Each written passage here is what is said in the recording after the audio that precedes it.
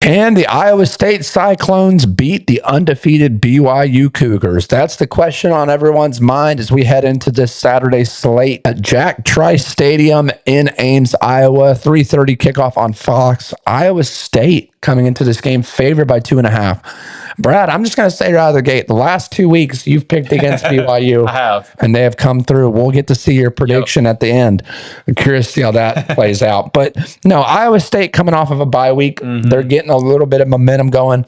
They've had a tough stretch over the last few weeks. They've struggled a little bit. BYU coming off of a statement win over Utah. That was a massive win for the BYU Cougs because that proved that, hey, we're here to stay. Everyone thought, okay, maybe they're going to have a slip up against Utah. I was a little weary about how Bear would come out and play against an in-state rival who was ready to get some revenge. And BYU just came out and just shut the door right from the start. I mean, Utah kept it competitive, but it just seemed like BYU had their way any way you put it. Chase Roberts was a huge contributor in that game as well. I've really been high on Chase Roberts for a few weeks now, ever since seeing him versus West Virginia, number 2, the wide receiver for BYU. He has just lit it up, man. And he had that first touchdown. I was like, wow, here he goes again. This isn't just another Big 12 matchup, though. This is one that could define Iowa State's entire season. Brad, as we head into this game for the Iowa State versus BYU, who do you think has the edge in this one? Obviously, Iowa State at home. Jack Trice Stadium is going to be loud. We have a friend that's been to that stadium and that atmosphere. He knows what goes on a Saturday in Ames, Iowa. But BYU has the players on the field right now. Yeah, who has the edge? It's BYU. This is a team playing with a lot of confidence. This is our 3rd straight week doing an analysis and a prediction on Break the Huddle here. I've been 0-2. BYU, you've impressed me. Bear Bachmeier has played extremely well. You mentioned your guy, Chase Roberts. That BYU defense continues to stand out to me. They gave up some plays against Arizona a couple weeks ago, but I was very, very impressed with how they controlled Devin Dampier in the Utah offense. BYU's good. Real quick on Iowa State, they really caught my eye week 0 with the win in Ireland against Kansas State. They've been inconsistent. I mean, Cincinnati dominated them. An Iowa State team that I think it's, they're 5-2. It's kind of like, hey, we can either, really kick it up a notch these last 5 games of the season, put our, name back in the hat in the Big 12 conference race, or season could be derailed a little bit with a loss here. This is a very fascinating matchup, but I think offense, defense, special teams, BYU has got the edge. It is a road game though, so that always kind of evens things out. Well, and I think that's a good segue to talk about the current landscape of the Big 12. I mean, things were shaken up with the surprising loss when Arizona State beat Texas Tech this past Saturday. We'll talk about Arizona State versus Houston in another video this week, but the door just cracked wide open. Right now, BYU and I believe Cincinnati will lead the Big 12, which is just crazy, right? Because, I mean, I think it was crazy enough to see Texas Tech up there. I've been disappointed with Iowa State. I know they're still right there in the pack, but they've disappointed me. And that's a great point because preseason, they were one of the outside of Texas Tech and Arizona State, Iowa State was one of the favorites, and because they made the championship last year, and I don't think they've quite lived up to those preseason expectations. Yeah, and I think we talk about it. It's a must-win game for the Cyclones. This is a must-win game for Matt Campbell, and that's another name that's not been thrown out there much for these head coaching vacancies. It's crazy to think that just a couple years ago I saw him almost fist fight a fan outside of a stadium. I mean, everyone remembers that video, and now he's turned it around. I mean, that was the fire he needed, so to speak, to get his guys going and to get himself going. Look, you still gotta give them credit. They're 5-2 right now, so everything's still ahead of them. Everything's still ahead of them. But they've got a big one coming up this Saturday against a very explosive, very dynamic BYU team. When we talk about BYU's road schedule thus far, they've won in 1-score games over Arizona and Colorado on the road. But they got it done, right? It's like that bend, don't break mentality that they've been playing with. And they're battle tested. They're battle tested, and I hate to say this word, they're road warriors. Yeah, that's the best way I can describe it. They just continue to prove themselves time and time again. So what's going to give? Well, let's break down the matchups. We look at the offense versus defense. Iowa State's very balanced but modest on the offensive side. 405 yards per game. Rocco Becht. leads his offense out there for another year. He did tremendous job last year. Yeah. He's trying to replicate that, if not do better this year. 29 points per game. And then BYU, run heavy. LJ Martin, very, very explosive. He's not going to be the best running back in the nation, but he's going to give you valuable yards. Absolutely. And I think that makes a difference. As you look at the difference between the offense and Iowa State, BYU, what sticks out to you between the two? I think the thing that stands out to me is, and watching BYU, Bear Bachmeier's ability to run the football. He's physical, and he's like, I hate when this is thrown around. He's kind of sneaky athletic, though. Like, you look at him and you're like, he's not going to do anything. He's an underrated athlete. Yeah. He can definitely get those tough yards. And honestly, it's like one of those things. If you just focus so much on LJ Martin, the guy you just mentioned, he can burn you. But then it's like, if they get their RPO game going, or play action, Chase will absolutely destroy you. Chase Roberts has got the ability to take the top off the defense. He can win a 50-50 ball. Very good route runner.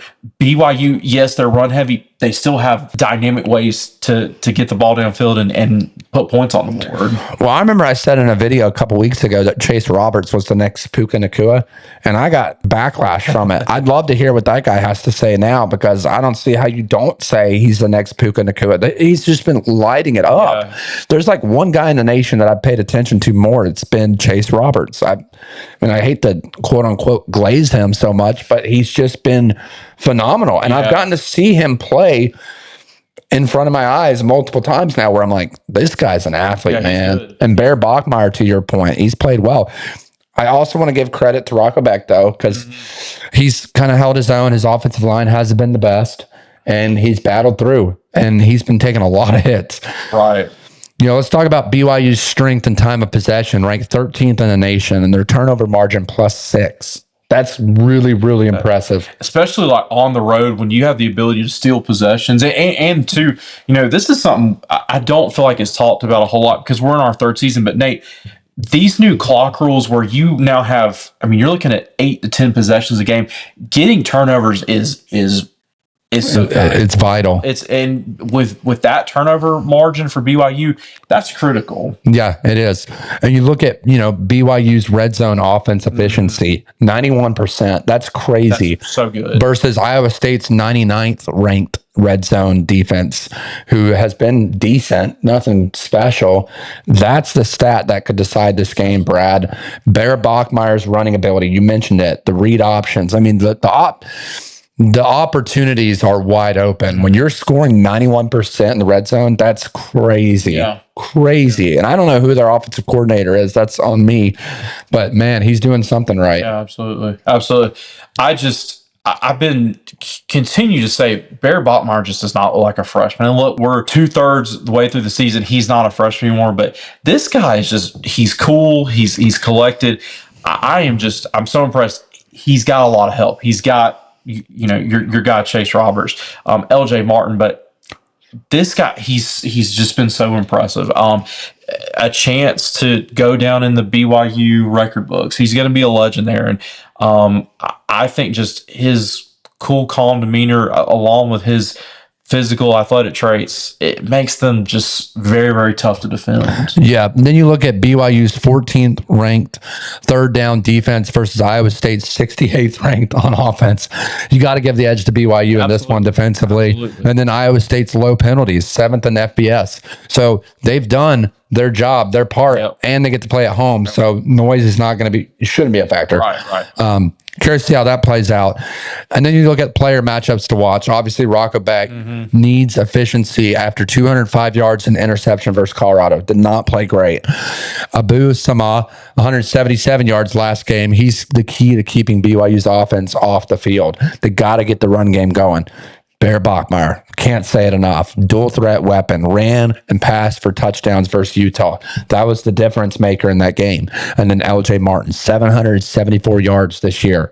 He's the hammer that wears you down. Just when you think you got it figured out, here comes LJ Martin. And that's what great teams do. They win in multiple ways. Absolutely. And when you look at complete teams around the nation, BYU is one of those complete teams. Are they in Alabama? No. But can they beat you in multiple ways? Can they stop you on defense? Yes.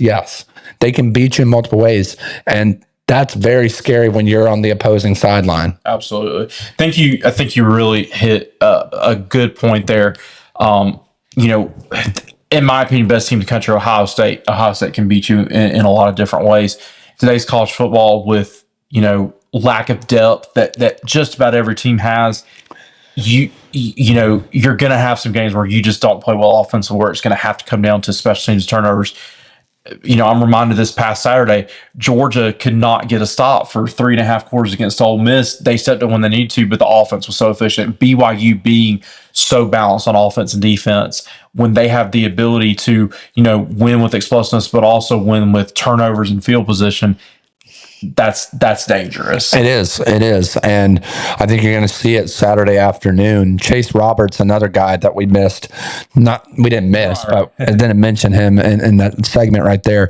BYU is going to test Iowa State secondary. Absolutely. If you're Iowa State secondary, you're going to have to umbrella Chase Roberts, and I think that opens the door for some of these other targets. Tiger. It opens the door for Tigers, Becht's brother as well. Yeah. There's going to be some guys on Saturday that get some opportunities for BYU. They get the tight end transfer from Utah. Right. I forget his name, but they've got some weapons on the outside other than Chase Roberts, but they're going to have to key on him major on Saturday. Brad, BYU's physicality and balance makes them a nightmare matchup, but Ames is where chaos happens. It does. We've seen that year after year. I'll turn it over to you. Iowa State coming in this one as a 2.5-point favorite. As Rooster always says, that has to do with home field advantage. Vegas is basically saying, hey, this is a coin flip. Awesome, yeah. Who do you have coming out winning in Ames, Iowa? Once again, going to make it short and sweet. I am not going against BYU for a third week. Give me the Cougars in this one. I just think their physicality. I'm a Bear Bachmeier believer. I think they're going to win this one. I'm going to say they're going to win it by double digits. I think it's going to be a 10 to 14 point win for the Cougars on Saturday. Yeah, it's been a long time coming, Brad, and I think we're going to have to get you some BYU gear now. I don't know about that. I'm proud of you for making the move over to BYU. Really appreciate the support as a BYU contributor myself over the last several weeks. But no, I'll make this short and sweet too. Give me BYU Cougars as well. But unlike your prediction, I think this one is close. And I think it's because of the hostile environment in Ames. I think Bear Bachmeier is going to struggle a little bit with that crowd. I don't think he's seen yes, he's been tested on the road. I don't think Colorado's the biggest road test. The same with Arizona. I don't think you're going to get a sellout crowd, but I guarantee you in Ames, Iowa, you're going to get a sellout crowd there. They're going to be bringing the heat. Give me BYU 27-24. I think this is a nail biter. I think that it stays close the whole game. I think BYU just gets it done at the end. Maybe they're down 24-20 and end up with a late touchdown in the last few minutes of the game, come out on top. But yeah, give me the BYU Cougs. Let us know down in the comments what you think on this game. Give your score predictions and be sure to subscribe and be sure to check in Friday night for our Break the Huddle After Dark, where we will do live commentary on Cal versus Virginia Tech. We'll see you Friday night. It's time to break the huddle.